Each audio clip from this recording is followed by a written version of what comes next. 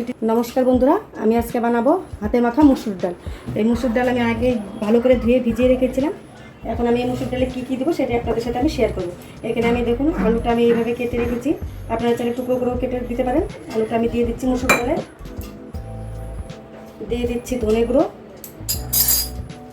Half চামচ ধনে গুঁড়ো দিয়েছি, দিয়ে দিচ্ছি লঙ্কা গুঁড়ো পরিমাণ মতো, আপনারা যে যেরকম ঝাল খান সেভাবে দেবেন, আমি বেশি দিইনি, অল্প দিয়েছি। দিয়ে দিচ্ছি হাফ চামচ জিরে গুঁড়ো, হাফ চামচ হলুদ গুঁড়ো, 2 চামচ লবণ দিয়ে দিচ্ছি। লবণটা আপনাদের পরিমাণ অনুযায়ী দিয়ে দেবেন। দিয়ে দিচ্ছি আমি 3টে কাঁচা লঙ্কাটা আমি চিড়ে নিয়েছি।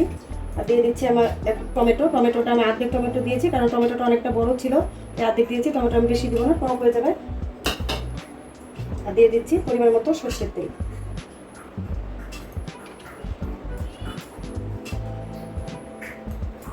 এখন আমি এটাকে ভালো করে হাত দিয়ে মেখে নেব।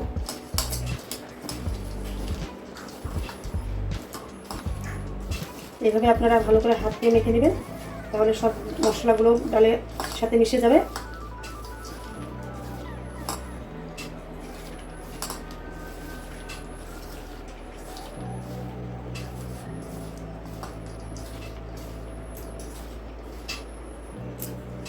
মাখা হয়ে গেছে, এখন আমি কড়াই গরম হয়ে গেছে, এখানে আমি দিয়ে দেবো সরষের তেল। সরষের তেল ব্যবহার করবেন, কারণ সরষের তেল থেকে ফ্লেভারটা ভালো আসবে, খেতেও ভালো লাগবে।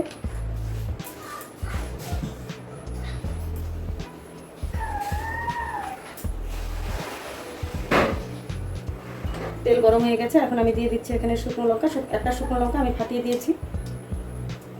আর দিয়ে দিচ্ছি সামান্য পরিমাণ কালো জিরে, ভালো করে ভেজে নেব।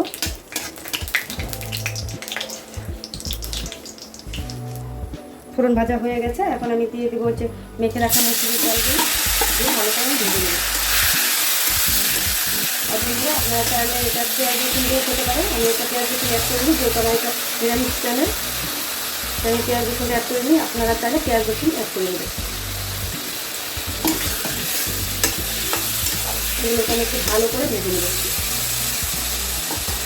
গ্যাসের হিটটা আমি একটু বাড়িয়ে দিচ্ছি। তো দেখুন বন্ধুরা, আমি 5 মিনিট এটা ভালো করে ভেজে নিয়েছি। এখন আমি দিয়ে দেবো পরিমাণ মতো জলটা দিয়ে আমি এখন ঢেকে দেবো, তাহলে আলু ডাল দুটো ভালো সেদ্ধ হয়ে যাবে।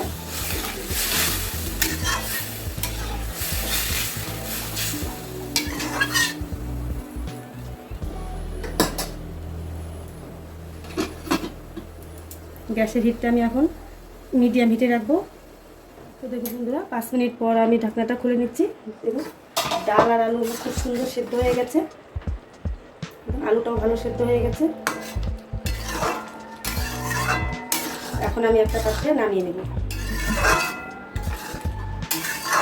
হাতে মাখা এই মসুর ডাল রেসিপিটি যদি আপনাদের ভালো লেগে থাকে, অবশ্যই লাইক কমেন্ট শেয়ার করবেন আর সাবস্ক্রাইব করবেন। দেখুন বন্ধুরা, আমি একটা পাত্রে নামিয়ে নিচ্ছি। অবশ্যই এই মসুর ডাল রেসিপিটি আপনারা বাড়িতে বানিয়ে খাবেন, দেখবেন খুব ভালো লাগবে। Thank you for watching this video.